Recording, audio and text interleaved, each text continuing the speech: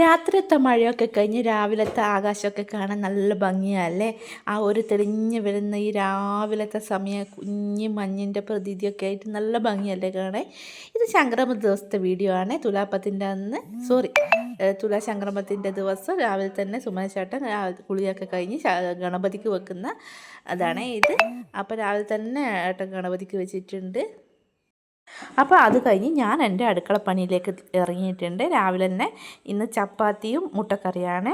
മുട്ടക്കറി ഞാൻ ഇന്ന് തേങ്ങ അരച്ചൊന്നും വെക്കണ്ടെന്ന് കരുതി, തേങ്ങേൻ്റെ പാലെടുത്ത് വെക്കാമെന്ന് കരുതി. അപ്പോൾ ഞാൻ രാവിലെ തന്നെ മുട്ട അടുപ്പത്തേക്ക് വെച്ചിട്ടുണ്ട് വേവാൻ വേണ്ടിയിട്ട്.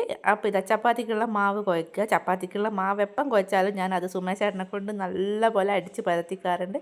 കാരണം അപ്പം പെട്ടെന്ന് നല്ല സോഫ്റ്റായിട്ട് നല്ല പദമുള്ള ഒരു ചപ്പാത്തി കിട്ടും. ഇതാട്ടം വന്ന് നല്ലപോലെ കുഴച്ച് തരുന്നുണ്ട്. ഞാൻ ആ സമയത്ത് അതിനുള്ള ഉള്ളിയെല്ലാം മുറിച്ചിടുന്നുണ്ട്. ഉള്ളിയും തക്കാളിയെല്ലാം ഒരുമിച്ച് തന്നെ മുറിച്ചിടുന്നുണ്ട്. അതിന് ശേഷം അത് അടുപ്പത്ത് വെച്ചിട്ട് വാട്ടുന്നതാണ്. ഒരുമിച്ച് തന്നെയാണ് ഉള്ളിയും തക്കാളിയും ഒരുമിച്ച് തന്നെ ഇട്ടിട്ട് വാട്ടുന്നത്. ഉള്ളി വേറെ സെപ്പറേറ്റ് ഒന്നും വാട്ടുന്നില്ല. അത് ഒരുമിച്ച് തന്നെ കുറച്ച് എണ്ണ ഒഴിച്ച് ചെറുങ്ങനെ തീരിട്ട് വാട്ടിയെടുത്തിട്ട് മതി. അത് ആ ചേട്ട ചപ്പാത്തിയെല്ലാം കുഴച്ച് തന്നിട്ടുണ്ട്. ഞാനത് ഉരുട്ടി പരത്താൻ തുടങ്ങിയിട്ടുണ്ട്. അതിൻ്റെ ഇടയിൽ തക്കാളിക്കറിക്കുള്ള തേങ്ങാപ്പാലിനുള്ള തേങ്ങ രായിട്ടുണ്ട്. കൂടെ തന്നെ ഞാൻ ചപ്പാത്തി ചുടുന്നുണ്ട്. ചപ്പാത്തി ചുടുമ്പോൾ ഞാൻ അങ്ങനെ ഒരു ചട്ടകമൊന്നും എടുത്തില്ല, തിരിക്കാനും മറിക്കാനും ഒന്നും വേണ്ടിയിട്ട് അത് കൈകൊണ്ട് തന്നെ തിരിച്ചു മറിച്ചിട്ട് എടുക്കുന്നുണ്ട്. പിന്നെ ഇതാ മുട്ട പൊളിച്ചെടുത്തിട്ടുണ്ട്. അതിൻ്റെ ഇടയിൽ ഞാൻ തേങ്ങാപ്പാലൊക്കെ ചേർത്ത് എടുത്ത് വെച്ചിട്ടുണ്ടായിരുന്നു. ഉള്ളിക്കറി ഏകദേശം ആയ സമയത്ത് ഞാൻ ലാസ്റ്റ് തേങ്ങാപ്പാലും കൂടി ഒഴിച്ച് ഇളക്കി ഉപ്പെല്ലാം പാകം നോക്കി അപ്പാട് തന്നെ ഇറക്കിയിട്ടുണ്ട്. തേങ്ങാപ്പാലാകുമ്പോൾ ഒരുപാട് നേരമൊന്നും വേണ്ടാലോ അല്ലേ. അപ്പം മോശം ഇതായിപ്പോയില്ല, പിരിഞ്ഞു പോകത്തില്ല. ഇതാ സുമേഷേട്ടൻ രാവിലെ തന്നെ ഫുഡൊക്കെ കഴിച്ചിട്ടുണ്ട്. അതിനുശേഷം ഞാനിതാ മാറുമോളിയെല്ലാം കൊണ്ടാക്കി വന്നിട്ട് ഉച്ചക്കത്തേക്കുള്ള വട്ടം കൂട്ടിയിട്ടുണ്ട്.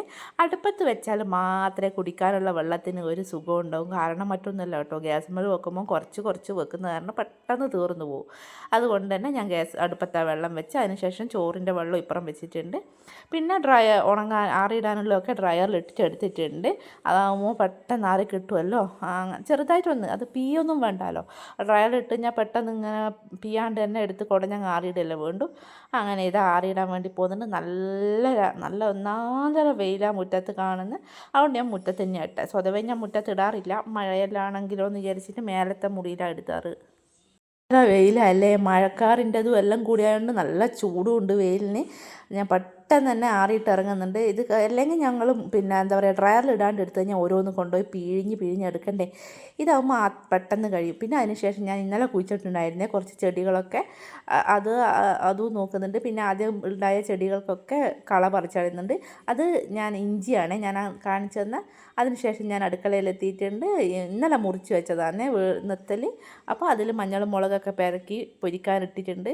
ഈ നെത്തൽ പൊരിച്ച എല്ലാവർക്കും ഭയങ്കര ഇഷ്ടമാണ്. അതുകൊണ്ട് തന്നെ ഒരു ചട്ടി പോലെ 2 പാത്രത്തിലാക്കി പൊരിക്കുന്നുണ്ട്. കറി വെക്കാൻ ആരും വലിയ ഇഷ്ടം ഇല്ല. അതുകൊണ്ട് കുറച്ച് മാത്രമേ കറി വെക്കാൻ മാറ്റി വെച്ചുള്ളൂ. കണ്ട കുറച്ച് മാത്രം എടുത്ത് മാറ്റി വെച്ച് ബാക്കിയെല്ലാം പൊരിച്ചെടുക്കുന്നുണ്ട്. ഈ നെത്തൽ പൊരിച്ച കടിച്ച് തിന്നാൽ എല്ലാവർക്കും ഭയങ്കര ഇഷ്ടമല്ലേ. എൻ്റെ മോളും പിന്നെ മോനും എല്ലാം ഈ നെത്തൽ പൊരിച്ച് കണ്ടാൽ ഞാൻ ഇങ്ങനെ എടുത്ത് ഇങ്ങനെ കറമുറ കടിച്ച് തിന്നുകയ്യ. ഇതാ ഇനി ഉച്ചക്കേക്കുള്ള കറിക്കുള്ള തേങ്ങയാണ് രാകുന്നത്. അത് കുറച്ച് മഞ്ഞളും മുളകൊക്കെ ഇട്ടിട്ട് അരച്ചെടുക്കുന്നുണ്ട്.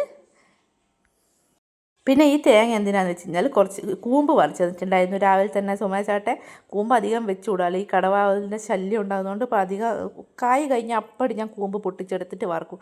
എനിക്കിഷ്ടമായി കൂമ്പ് വറവ്. ഇത് കുറച്ച് നേരം ഇങ്ങനെ ഞമ്മണ്ടി പിഴിഞ്ഞ് അവിടെ വെച്ച് കുറച്ച് കഴിഞ്ഞിട്ട് വറക്കുകയാണെങ്കിൽ നല്ല മണമായിരിക്കും വറുത്ത് വരുമ്പോൾ തന്നെ. അപ്പോൾ ഇന്നത്തെ വീഡിയോ ഇത്രയേ ഉള്ളൂ.